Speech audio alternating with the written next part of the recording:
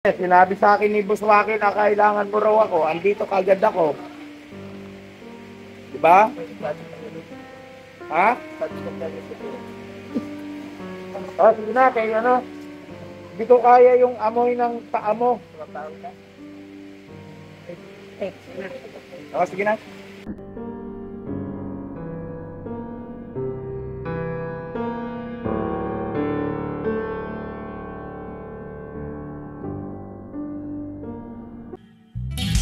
Sa bawat araw na lumipas, ka-business ay nagagalak. Maraming taong natutulungan, pagpalain ng may kapal. Sa bawat araw nagdaan,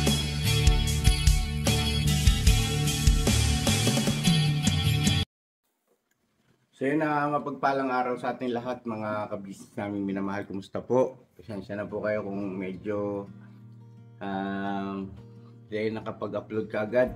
Pagod kami sa biyahe namin doon sa sa Bicol. Anyway, maraming salamat po doon sa mga nag-congratulate kay Papa Dins at kay Miss Jam.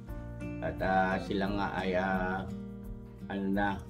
tawag ba nito, may fiancé na si Papa Dins. Ayun, nakakatuwa lang po bilang magulang at nakikita ko na masaya yung ating anak. Anyway, mga ka-business, yung vlog ko na ito ay patungkol ito kay Jonathan. Na ipapakita lang ako sa inyo mga ilang mga video clips ng time na pinuntahan namin o inihatid namin doon sa ospital sa Tala. Actually, ang naghatid doon ay ang barangay, tapos sumunod na lang ako dahil nga may nakarating sa akin tawag na si Jonathan Di Umano ay ayaw magpadagay ng swero o ng dextrose. Ngayon, ang sabi ni Jonathan sa mga doktor, kailangan daw nandun si Kuya ka-business niya para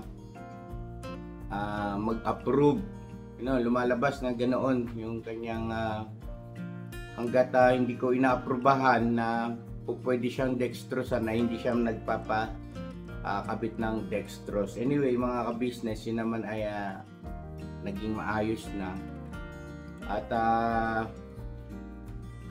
ito nga po, yung mga bandang huli ay nabalitaan namin na dinala si Jonathan doon sa Mandaluyong naman. At wala pa tayong update doon. So ito muna, panoorin muna natin to mga ka-business. Yung pasintabi kila Indigent, tapos doon sa kanyang kay Boss Waki, andito rin kasi tumawag si Boss Waki. Panoorin niyo na lang po mga ka-business naming minamahal, hanggang doon sa mismong sa ospital ng Tala na pinuntahan namin si Jonathan. Muli po, paalala, lalong-lalong doon sa mga kababayan natin na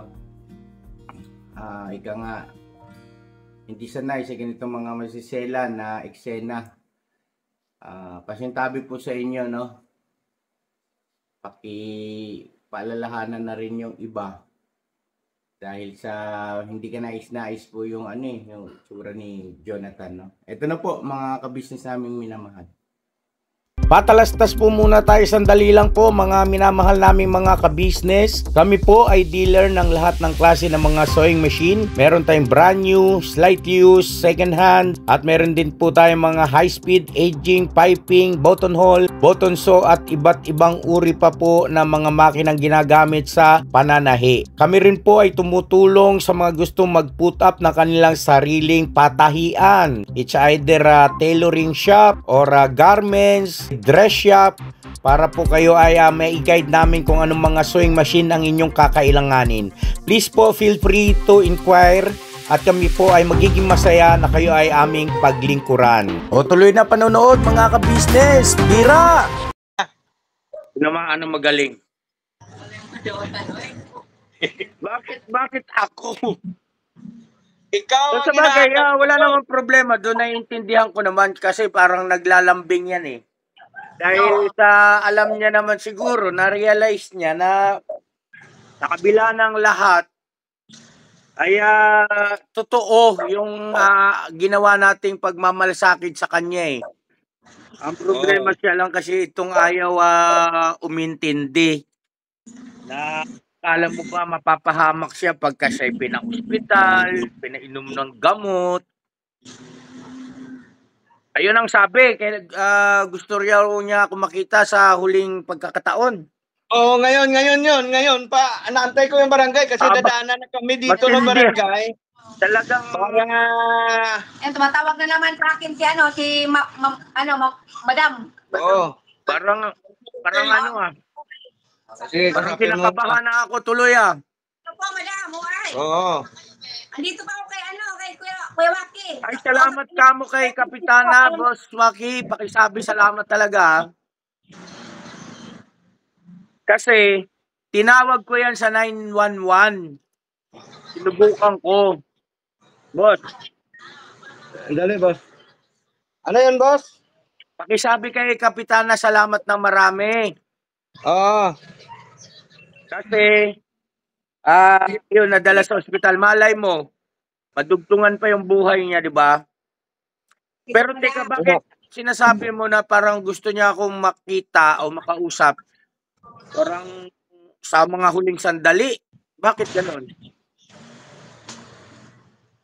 Oo nga, pupunta tayo ngayon sa ospital, boss. Kailangan yun. Muna daw tayo nga.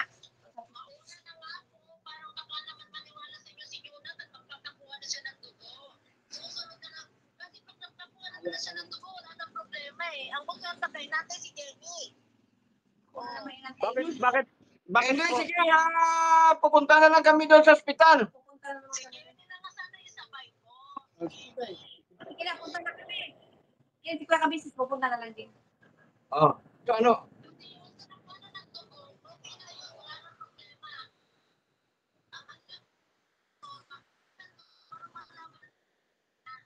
Opo, kaya pa ayaw mapakuha ng dugo. buhay pa daw si Jonathan? Buhay pa? Buhay pa, boss. Ano ang sitwasyon niya ngayon? Ibig kong sabihin ay naka-dextrose, ganun. Oo. Hindi siya nakadextrose, boss. Bakit hindi naka-dextrose? Madam, pupunta na po kami. Ngayon. Dali, Sige boss. na. Ito kausap namin ngayon si OIC na puntahan mo na doon kasi nga nandun siya ngayon sa ospital, kailangan siya makunan ng dugo. Ang problema nga, ayaw niyang pumayag kasi ang gusto niyang mangyari ay nandun ka, boss, ka business. Kaya kung may motor ka naman dyan, sumaklit ka na lang. Kita-kita na lang tayo, kaya... Sige. Okay, naintindihan ko. Ginagawa ko lang. Pupunta ako. Bali, magkita na lang tayo boss doon sa may Boss Waki. Sa may, abangan mo na lang ako doon sa may pinaka-entrance, sa may emergency. Sa may emergency, boss. Doon sa may pinaka-main gate. Doon lang tayo magkita? Oo. Sige. Sige po, Magkakayak lang ako, tapos mag-motor na lang ako. Sige. Okay, sige, mamaya na lang. Okay, sige, bye-bye. Ate Jen, salamat po. At saka doon sa boyfriend mo. Basta ang huling habilin ni Jonathan na gusto niya makita ka bago siya malalagutan ng hininga. Yun ang sabi niya? Na malalagutan na siya ng hininga? Paano niya naman nalaman yun? Siyempre siya nakakaalam ng hininga niya eh. Hindi walang nakakapagsabi nun. Kahit na ikaw, hindi mo sasabi kung hanggang kailan kahihinga. Kahit nga pigilan mo yan, hindi mo kayang pigilan yan eh. Oo nga, basta punta na lang kasi ang sabi naman ng doktor, pag nandoon ka, baka pumayag na magpagamot yun. Binibiro lang kita, boss. Binibiro lang kita. Pupunta na ako. Hindi natin alam kung ano ang huling hantungan o ano. Malalaman natin mamaya. Okay. Sige, kopya. Okay. Bibis lang ako. Okay na, kayo. Sige pa. Sige. So, ayan. Mga kawaki, ito sila ni Ate Jenny, alis na, teka sila ni, panayaw nito ni Bossing. Guardian ka. So, ayan. Sabayanan niyo po susunod na kabanata, mga kawaki, mga ka-business. Sabayanan niyo po. Punta na po kami ngayon sa ospital. Sige, sige, tutuloy na kami. Magpumotor na lang din kami. Oo. Ayan. O yan na, boss. Oo, sige. Okay. Doon na lang tayo magkita sa gate. Oo, punta ako. Ay, sige, sige. Okay, okay. Ayos na? Oo, baba ko na to. Okay, okay, okay. Sige. Yo, kumusta ka na? Pinapunta ko rito ni Waki. Bakit daw hinahanap mo ko? Ha? Ano? Ha?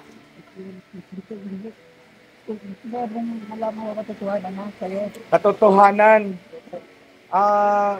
Nandito ka sa ospital. Ito yung paggamutan. Nakikita mo yung mga nandito, di ba ginagamot? May mga sakit. Oo.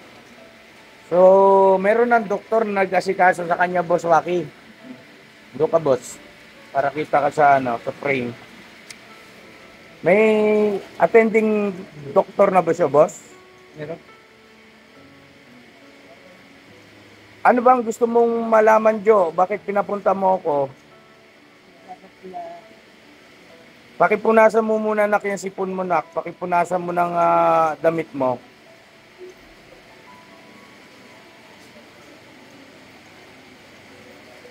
Mga kabisnes naming minamahal, yung sugat niya sa paa ay sobrang malala na at meron ng mga uod. At di na kaya-aya yung amoy.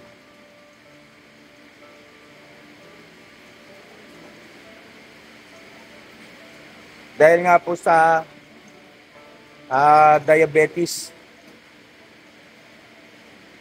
Ngayon, Jo, buti naman at paano ka na, sino nagdala sa'yo rito? Ha? Barangay. Oo, may karapatan yon kasi sa barangay yun eh. Ngayon, ganito, Jo, nandito ka na sa ospital, ay kung ano yung i-advise o sasabihin ng doktor, dapat matuto tayong sumunod, ha? Para gumaling ka sa sakit mo. Okay? Doktor lang talaga ang nakakaalam niyan. Siyempre, manalangin ka rin. Ha? Tumawag ka sa Panginoon Diyos. Di ba nabanggit ko na sa iyo yung tungkol sa Panginoon Diyos? Oh, naturuan na kita riyan kahit bahagya, di ba? Manalangin ka, ha? Na maghimala siya sa buhay mo. At loobin niya nawa na maibalik ulit sa dati yung kalusugan mo. Na, doktor Paswero ka na. Ha? Kaya na lang siya. Ang dugo na kukuha mo sa'yo, pag lang yun. Para malaman kung anong gamot nilalagay sa'yo, ha? Saka hindi masakit yun. Kunti lang yan. Ha? Sige, tawagin na namin yung fan. Doktor. Ha? Ha? Hindi ka pa kumakain? Hindi ba binigay sa'yo yung pagkain kanina ni Ate Jenny? Hindi kasi pagkatapos mo kunan ng dugo, pwede ka na kumain. Yung kukuha lang ng kunti. Kunti lang yun, mga... Yung doktor ang nakakaalam nun, Jo. Ha? Pagkatapos, Kung ano yung sasabihin nila, susundin natin, ha? Huwag kang matatakot. At saka huwag sanang matigas ang ulo, ha? Ay, yes, sinabi sa akin ni Boss Waki na kailangan mo raw ako. Andito kagad ako. Diba? Ha? Oh, sige na, kaya ano? Hindi ko kaya yung amoy ng paa mo. Oh, sige na. Sa bawat araw na lumipas, ka-business ay nagagalak. Maraming taong natutulungan, pagpalain ng may kapal. Sa bawat araw nagdaan,